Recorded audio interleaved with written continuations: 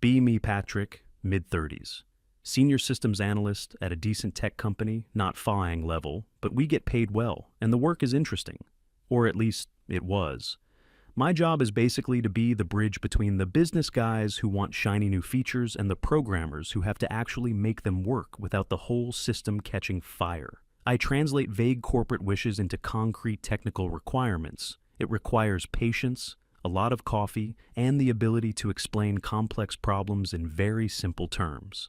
For the last 5 years, I've been on the same team, the Olympus project team. It's our company's flagship product, a massive data processing platform. It's our cash cow. Our team is small, but we're a well-oiled machine. There's Robert, our team lead. He's in his early 40s, a quiet guy who doesn't say much, but when he does, you listen. He's one of those rare managers who actually used to be a top-tier developer, so he understands the tech inside and out. He protects us from the worst of the corporate nonsense and trusts us to get our jobs done. He never micromanages. Then there's Everett. The kid is a wizard. He's maybe 25, fresh out of college a few years ago, but he's the best programmer I've ever worked with. The kind of guy who sees code like it's the Matrix. He'll stare at a screen for 10 minutes, completely silent, and then type out 100 lines of flawless code that solves a problem we've been stuck on for a week. He's awkward, doesn't talk much about his personal life, but his loyalty to the team is absolute. The three of us are the core of the Olympus project, the engine room. For years, life was good. The work was challenging, but we crushed every deadline. Our old boss was a guy who basically just signed our expense reports and left us alone because we always delivered. We had a rhythm. We'd have our morning stand-up, get our tasks, put our headphones on, and get to work. We'd eat lunch together, usually talking about movies or video games, never really work stuff. It was a comfortable, professional brotherhood. No drama, just results. We were respected in the company. Other teams would come to us for advice. We felt like we were building something important, and we were good at it. That all changed a few months ago. Our old boss retired, and the higher-ups decided our department needed a leadership refresh. That's corporate speak for, we're bringing in an outsider to shake things up. An email went out introducing our new department head. Her name was Lisa. The email had a picture of her. She had that very specific severe haircut and a smile that didn't reach her eyes. Her bio was filled with corporate buzzwords: driving cultural transformation, fostering inclusive innovation, challenging established hierarchies. Not a single mention of technical achievements or project deliveries. Robert, Everett, and I were in a meeting room when we got the email. I read it out loud. When I finished, Everett just snorted. Robert stared at the screen for a long moment and just said, "Well, this is going to be interesting." That was Robert's version of screaming in panic. The first day Lisa arrived, she called a mandatory all-hands meeting for the whole department. She walked in, and the first thing I noticed was her energy. It was this weird mix of aggressive cheerfulness and condescension. She started her speech by saying how thrilled she was to be here and how she saw so much untapped potential. She talked for 20 minutes, and it was the most content-free speech I'd ever heard. It was all about changing the culture. She said the company had been too focused on outdated metrics of success and not enough on our people and our values. She kept using phrases like deconstructing the old ways and creating safe spaces for expression. At one point, she looked around the room, which was about 80% men, and said, "We're going to be making some big changes to better reflect the world we live in." The look she gave us wasn't one of a manager looking at her team. It was the look of a zookeeper looking at a cage of unruly animals that needed to be tamed. After the meeting, the three of us went back to our area. Everett was quiet, just shaking his head. I asked Robert what he thought. He leaned back in his chair and said, "She didn't mention the product once, not a single word about Olympus." That was all he needed to say. We knew we were in for a rough ride. The first changes were small but insidious. Our morning stand-up meetings, which used to be a quick 10-minute update on our work, were now an hour long. Lisa insisted on attending every single one. She'd interrupt us to ask how we were feeling about our tasks. If Everett said, "I'm working on the database optimization," she would stop him and say, "But how does that task make you feel, Everett? Do you feel empowered by it?" Everett would just stare at her blankly, unable to process the question. She also introduced a kudos system, where we had to publicly praise a coworker at the end of each meeting. It was a forced, awkward ritual that made everyone uncomfortable. Then came the mandatory weekly workshops.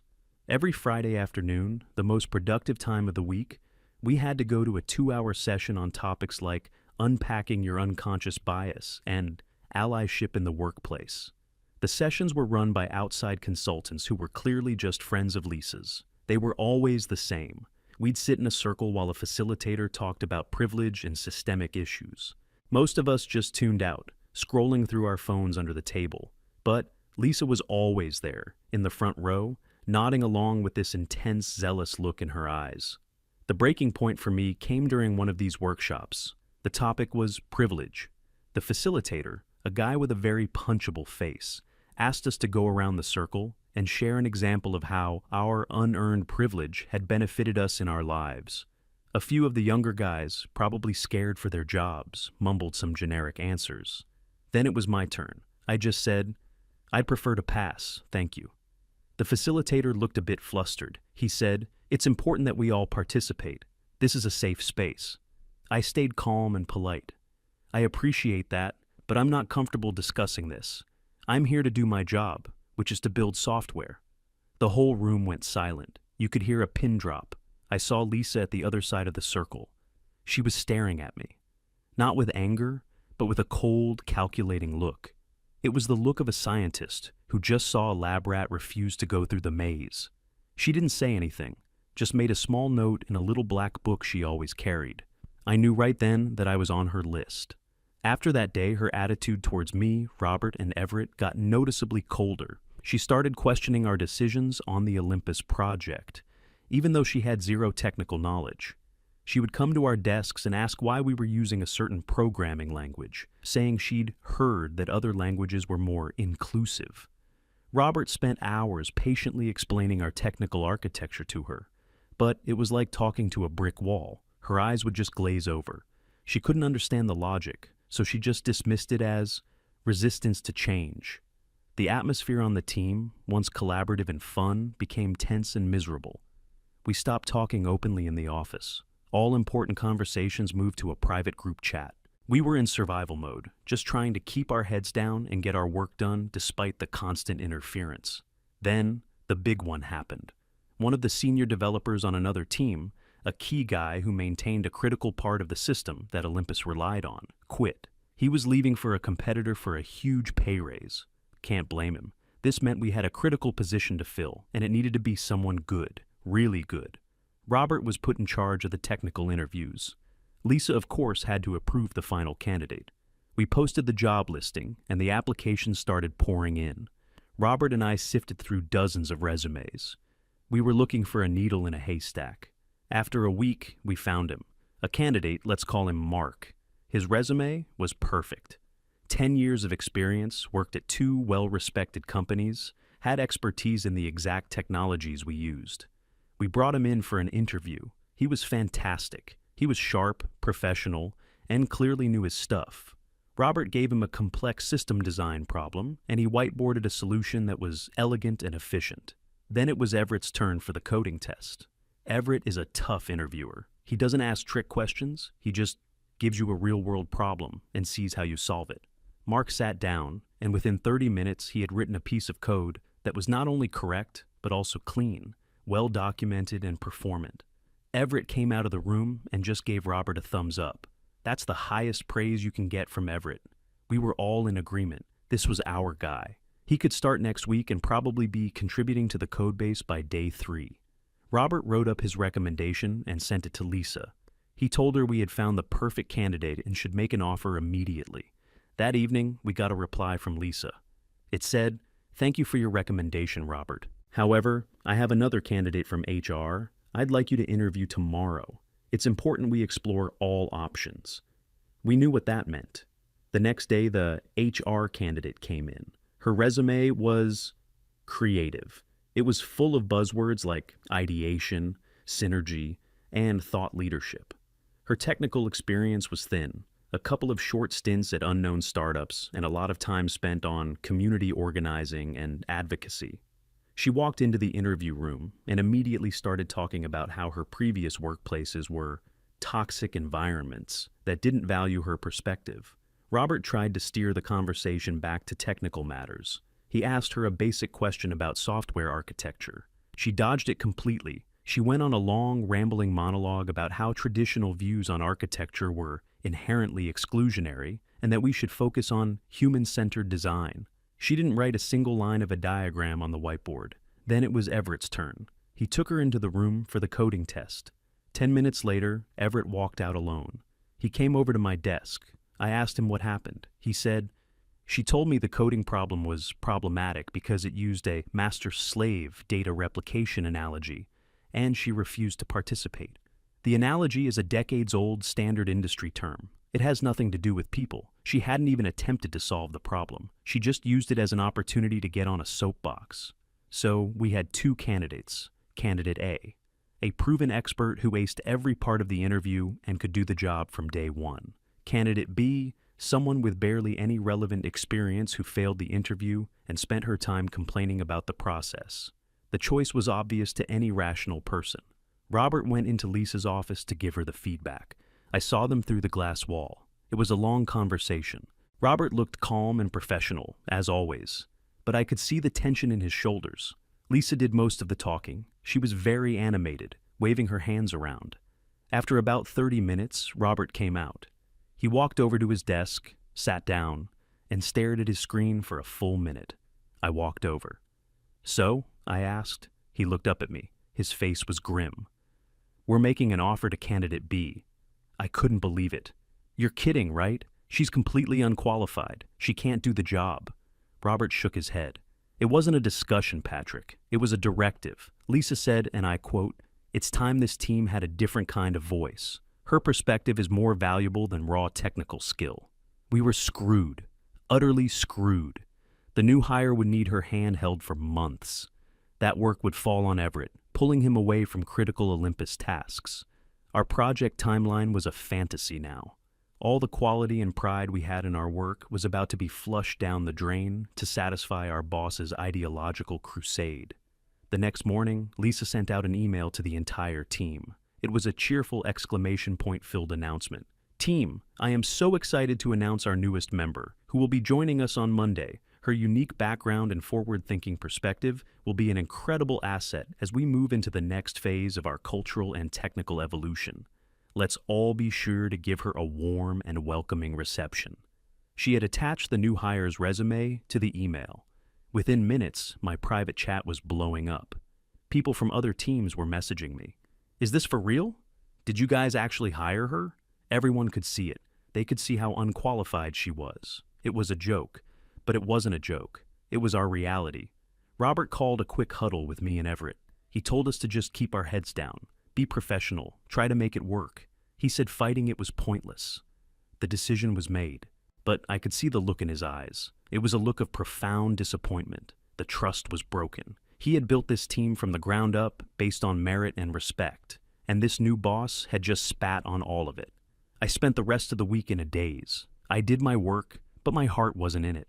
I felt this deep sense of injustice. We had worked so hard, built something so successful, and it was all being dismantled by someone who didn't care about our work, only about her agenda. I started updating my resume that weekend. I had a feeling I was going to need it. I had no idea how soon.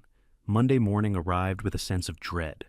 The kind you get when you know something bad is coming, but you have no choice but to walk straight into it. Lisa sent a calendar invite for 10 a.m. "Welcome our new teammate." The entire department had to be there. Mandatory fun. We all gathered in the main conference room. The new hire was sitting next to Lisa, looking nervous. Lisa gave another one of her speeches about renewal and new perspectives. Then she introduced the new hire. Let's just call her New Girl. New Girl stood up and said a few words. She talked about her passion for disruptive thinking and how excited she was to challenge the status quo here. It was the exact same empty jargon from her resume. After the meeting, Robert walked her over to her desk, which was right next to Everett's. He gave her the standard new hire documents. "Here's the setup guide for your development environment and the link to our project's code repository. Everett can help if you run into any issues." That was the understatement of the century. For the next hour, there was silence. Then the questions started. Everett?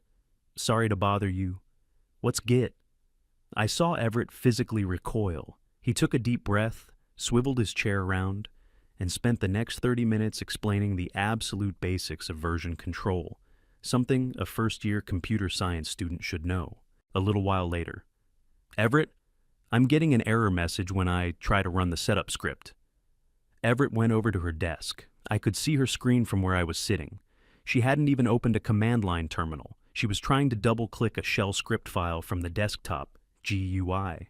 Everett patiently showed her how to open the terminal and run the command. He had the patience of a saint. This went on all day, and all week. Everett's productivity went to zero. He was no longer our brilliant programmer. He was New Girl's personal on-demand tutor. He was explaining concepts to her that were so fundamental, it was like explaining what a hammer is to a carpenter. By the end of the first week, she still hadn't managed to get the project code to compile on her machine. The rest of us tried to help, to take some of the load off Everett. I tried to explain the business logic of the modules she was supposed to work on. I drew diagrams, I used analogies, I broke it down into the simplest possible terms. She would just nod and smile, but her eyes were completely blank. Nothing was sinking in. It was like pouring water into a bucket full of holes. Robert tried to give her the smallest, most isolated, non-critical bug fix he could find, just so she could get a feel for the process. The task was a simple one-line fix. It should have taken an experienced developer maybe 15 minutes. It took her 4 days, and the code she finally submitted was a mess. Everett had to spend 2 hours refactoring it just to make it acceptable enough to merge into the codebase. Meanwhile, the Olympus project was starting to fall behind. We had a major deadline approaching for a feature release. Everett was supposed to be building the core components, but he was spending all his time hand-holding New Girl. Robert had to report our slipping timeline in his weekly status update to Lisa. He was very diplomatic about it. He wrote that the team was experiencing some challenges with onboarding and that knowledge transfer was taking longer than anticipated. Lisa's response was not what we expected. She called a special meeting with just me, Robert, and Everett. She didn't ask what the technical roadblocks were. She didn't ask how she could help. She came in hot. She accused us of not creating a welcoming environment. She said that New Girl had come to her in confidence and told her that she felt the team was hostile and that she wasn't getting the support she needed. Robert tried to explain, very calmly, that Everett had been spending nearly 100% of his time supporting her. Lisa cut him off. "Support isn't just about answering technical questions, Robert. It's about emotional safety. It's about making someone feel like they belong. Perhaps if you three made more of an effort to include her, she would be able to perform at her best." I couldn't stay silent anymore. "Lisa," I said, trying to keep my voice steady. "With all due respect, this is an engineering problem, not an emotional one. We are behind schedule because critical development work is not getting done. New Girl currently lacks the fundamental skills required for her role. It's not a question of feeling included, it's a question of technical capability." Lisa turned her cold stare on me again. "Patrick, that kind of thinking is precisely the problem. You're reducing a person to a set of skills. You're not seeing the value she brings in other areas. Her different way of thinking is an asset, even if it doesn't fit into your narrow, traditional boxes." It was insane. We were living in a bizarro world where facts didn't matter. The meeting ended with Lisa telling us that she expected to see a significant improvement in our attitude and in New Girl's integration into the team. She said if things didn't change, she would have to consider that the problem wasn't with her, but with us. We walked out of that room completely defeated. Our boss had just told us that reality was optional. Our performance didn't matter. The success of the project didn't matter. All that mattered was propping up her failed ideological experiment. Things got worse. A week later, New Girl made her first major mistake. She was working on a small piece of code that touched the user authentication system. Everett had explicitly told her, multiple times, to only work in her own private development branch, and to ask for a code review before trying to merge anything. But she didn't listen. On a Thursday afternoon, she somehow managed to bypass the normal checks and push her unfinished broken code directly into the main development branch, the branch that was used for nightly builds and quality assurance testing. A few minutes later, all hell broke loose. Automated alerts started firing. The QA team started messaging us frantically. No one could log into the system anymore. Her change had broken the authentication for everyone. It took us almost an hour just to figure out what had happened. When we finally traced the problem back to her code commit, Robert went to find her. She wasn't at her desk.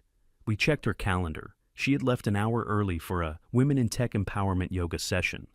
So, there we were, me, Robert, and Everett at 6 p.m. on a Thursday, trying to untangle the mess she had created. It wasn't simple. Her changes were tangled up with other legitimate changes. We couldn't just revert everything. Everett had to meticulously go through the code, line by line, picking out her bad changes while leaving the good ones intact. We ordered a pizza to the office and worked late into the night. Around 9 p.m., we finally fixed it and got the system stable again. We were exhausted and furious. As we were packing up to leave, I asked Robert, "Are you going to tell Lisa about this?" Robert sighed. It was a heavy, tired sound. "Yes, Patrick, I have to. This isn't just a missed deadline. This was a major incident." The next morning, Robert went to Lisa's office and explained exactly what had happened. He laid out the facts, step by step. He showed her the logs, the broken code, everything. I expected Lisa to finally see the light, to finally admit that she had made a terrible mistake. I was naive. A couple of hours later, Lisa called another team meeting. She started by saying that there had been a learning opportunity the previous evening. She didn't mention New Girl by name. She said, "It has come to my attention that our development processes are not robust enough. They are too complex and unforgiving for new team members. They create an environment where it is easy to make mistakes." I almost fell out of my chair. She was blaming the process. The same process that our professional, highly skilled team had used successfully for years without a single major incident like this. She then announced that she was forming a process improvement committee to make our workflow more inclusive and accessible. And she appointed New Girl to lead it. The person who caused the problem was now in charge of fixing it. That was the moment I knew this wasn't just incompetence. It was a deliberate strategy. Lisa could not admit her chosen candidate was a failure. That would mean her ideology was wrong. So instead of addressing the source of the problem, the unqualified employee, she had to tear down everything around her to make it look like the environment was the problem. The system wasn't failing her hire. Her hire was a tool to expose the failures of the existing system. From that day on, my job changed. Lisa started micromanaging me personally. Since I was the one who had verbally questioned her in that meeting, I was now the official nail that needed to be hammered down. She would question every single detail in the technical requirement documents I wrote. "Patrick, why did you use the word execute here? It sounds aggressive. Can we find a softer word? Patrick, this user flow seems very linear. It doesn't allow for diverse user journeys. You need to be more empathetic in your design." She would CC me on dozens of irrelevant emails about marketing initiatives and diversity studies, and then grill me on them in our one-on-one meetings. "Patrick, I didn't see you comment on the article about gendered language in tech. I need to see more engagement from you on these issues."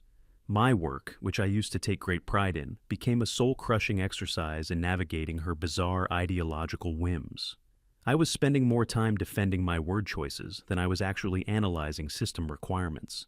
The team saw what was happening. Robert and Everett would often pull me aside and ask if I was doing okay. They had my back, but they were powerless. Lisa was the boss. Her word was law. The Olympus project was now bleeding out. We were months behind schedule. The quality of our work was dropping, as we were all forced to spend more and more time in pointless committee meetings run by New Girl. Her process improvement meetings were a joke. She would talk for an hour about holistic workflows and empowering paradigms without offering a single concrete suggestion. Then, the email landed in our inboxes. It was from Lisa. The subject line was, "Project Olympus, a meeting for transparency and accountability." It was an invitation for a meeting with her and the vice president of our entire division. She wanted a full status report on the project. The agenda had one key item: an analysis of the root causes for the recent project delays. The meeting was in 3 days. She had listed the presenters. Robert was to give a high-level overview. Everett was to give a technical update. And I was listed as the one to present the root cause analysis. I stared at the screen. I knew exactly what this was. This was my execution. She had isolated me. She had been building a paper trail of my uncooperative behavior for weeks. She was going to stand there in front of the VP while I was forced to present a report on the project's failure. If I told the truth, that the delays were caused by her disastrous hiring decision, she would fire me on the spot for insubordination and for creating a toxic environment. If I lied and blamed technical issues or our old processes, I would be taking the fall for her. I'd be the official scapegoat. My professional reputation would be shot. It was a perfectly designed trap. I stood up and walked over to Robert's desk. He was already looking at me. He had seen the email. Everett swiveled his chair around. The three of us just looked at each other. Nothing needed to be said. This wasn't just about a bad hire anymore. This wasn't just about a delayed project. This was a loyalty test. Lisa had made her move. Now it was our turn. The next 3 days were the strangest I've ever experienced at a job. On the surface, everything was normal. We went to our desks, we typed on our keyboards, we attended the pointless meetings. But underneath, there was a silent, coiled tension. Lisa was smug. She walked around the office with a little smile, acting overly friendly to me in a way that was clearly designed to be unsettling. She was a predator who had cornered her prey and was now just enjoying the moment before the final pounce. Me, Robert, and Everett didn't talk about the upcoming meeting in the office. We knew better. Instead, we went out for lunch, away from the building, away from any listening ears. We sat at a small table in a noisy diner. I was the one who spoke first. So, this is it. She's going to throw me under the bus in front of the VP. Everett, who rarely spoke up about anything other than code, looked at me and said, "It's not right. You've done nothing wrong." Robert just stirred his coffee, staring into the cup. He was quiet for a long time. Finally, he looked up, and his eyes were clear and calm. He wasn't angry. He was resolved.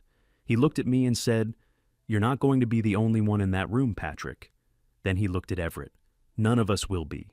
He didn't elaborate. He just laid out a very simple plan. Not a plan for revenge, a plan for the truth. He told me to prepare my root cause analysis presentation. But he told me to prepare 2 versions of it. Version A was the corporate-friendly lie, the one Lisa expected me to deliver, full of vague terms like unexpected complexities and resource allocation challenges. The version where I took the blame. Version B was the truth. A simple, factual, unemotional timeline of events, starting from the day we interviewed the 2 candidates. No accusations, no opinions, just the facts, backed by data. Project velocity before new girl, project velocity after, number of critical bugs before, number after, hours of senior developer time spent on mentoring versus new development. "You'll have both ready," Robert said, "and you'll know which one to present when the time comes." That was it. We finished our lunch and went back to work. The night before the meeting, I couldn't sleep. I just kept going over the 2 presentations. My stomach was in knots. I felt like I was standing on a cliff, and I had to choose which direction to jump.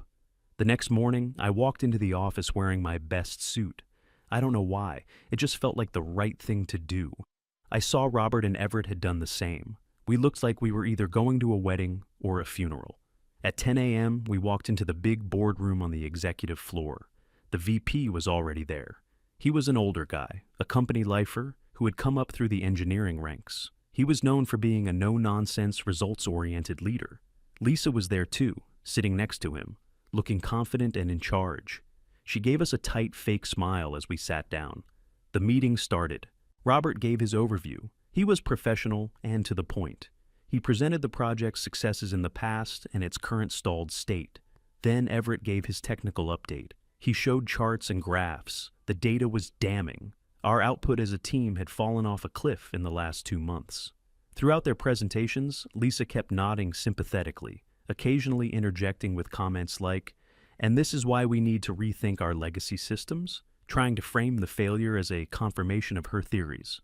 The VP listened intently, saying nothing, just taking notes. Then it was my turn. Lisa gave me a little, "You can do it," smile, the kind a spider gives to a fly.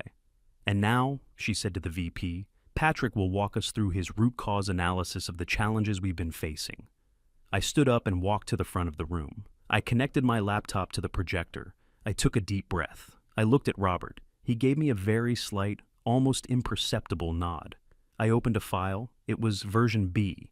I began to speak. My voice was steady. The root cause of the project's recent performance decline is not a single issue, but a sequence of events. Let's walk through the timeline. I started on the date of the job interviews. I showed the qualifications of candidate A side by side with the qualifications of candidate B. I didn't use names, just the facts. I saw Lisa's smile falter. She shifted in her chair. I moved to the next slide. It was a chart showing Everett's code commits per week, a straight productive line for months. And then, on the week New Girl started, it dropped to almost zero. It was replaced by a log of all the basic technical support questions he had answered for her, which we had been privately documenting. Lisa's face started to lose its color. She tried to interrupt. "Patrick, I'm not sure this level of detail is productive." The VP held up a hand to silence her. He was leaning forward now, his eyes glued to the screen. He just said, "Let him continue." I went to the next slide. It detailed the critical authentication bug incident. I showed the time it happened, the code that caused it, and the fact that the developer responsible had left for the day. I showed the time logs of me, Robert, and Everett working until 9 p.m. to fix it. I didn't say New Girl caused it. I just presented the evidence. The data spoke for itself. I finished with a final summary slide that showed the project was now 3 months behind schedule, directly correlating with the hiring of an unqualified team member and the subsequent diversion of our most critical engineering resources to support her. I ended my presentation. That concludes the root cause analysis. I turned away from the screen and looked directly at Lisa. Her face was a mask of pure, cold rage. The friendly corporate facade was gone. She was seething. Before the VP could even speak, she stood up and pointed a shaking finger at me. Her voice was sharp and loud. "This is completely unacceptable. This is a vindictive and unprofessional personal attack. Patrick has been a source of negativity and resistance since the day I arrived, and this is just the final proof of his toxic attitude." She turned to the VP. "I cannot have someone like this on my team. He is actively sabotaging our department's culture. I'm exercising my authority as his manager. Patrick, you're fired. Get your things. You're done here." The room was dead silent. She stood there, panting slightly, looking triumphant. She had finally done it. She had publicly executed me. She thought she had won. I didn't say a word. I just calmly started to pack up my laptop. I didn't look at her. But then something happened that she did not expect. Robert, who had been sitting silently this whole time, slowly stood up. He took his company ID badge from around his neck. He looked not at Lisa, but at the VP. He placed the badge gently on the polished boardroom table. "I resign," he said, his voice quiet but firm. "Effective immediately." Lisa's jaw dropped. She stared at him, speechless. Before the shock could even register, Everett stood up too. He was a kid who hated confrontation. He was visibly nervous, but he did it anyway. He took off his badge and placed it on the table right next to Robert's. "Me too," he whispered, so quietly we could barely hear him. "I also resign." Lisa just stood there, her mouth opening and closing like a fish. The color had completely drained from her face. She looked from the 2 badges on the table to the 2 men standing there, and then to me as I closed my laptop bag. She had just fired the team's analyst. Her team lead and her star programmer had just quit in front of the Division 5P. The entire core of the billion-dollar Olympus project had just evaporated in the space of 30 seconds. She was left with a handful of junior developers and her one, completely incompetent diversity hire. I slung my bag over my shoulder. As I walked past the table, I took out my own badge and added it to the pile, a neat little stack of protest. I walked out of that boardroom without a single look back. Robert and Everett fell into step right behind me. We didn't say a word as we walked to the elevators. We rode down to our floor in silence. When the doors opened, the rest of the department was there, looking confused. The news was already spreading like wildfire. We walked to our desks, packed our personal belongings into small cardboard boxes, and walked out of that building for the last time. We didn't have to be escorted out by security. We just left. Later that afternoon, the 3 of us met at a nearby bar.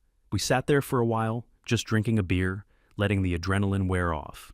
Then, for the first time that day, we started to laugh. It wasn't a happy laugh. It was a laugh of pure, unadulterated relief. The burden we had been carrying for months was finally gone. My phone buzzed. It was a text from a friend at our old company's biggest competitor. "Heard you guys might be on the market. My boss wants to talk to all three of you, tomorrow. I showed the text to Robert and Everett. Robert read it, and a real, genuine smile spread across his face. He raised his glass. To the Olympus team. We all clinked our glasses together. To the team. A week later, I checked Lisa's profile on LinkedIn out of morbid curiosity. Her job title at our old company now had an end date next to it. Below it, in that sad gray font, were the words, "Open to new opportunities." She hadn't just lost her 3 best employees. She had lost her job. The VP had seen everything he needed to see. The truth had a way of doing that. We ended up taking the offer from the competitor. They hired us as a package deal to work on a new project from the ground up. More money, better title, and a boss who actually cared about building good products. We built a new team on our own terms, based on one simple principle: merit. It turns out that when you build a team based on talent and mutual respect, instead of ideology and resentment, you can actually get some pretty great work done. Funny how that works.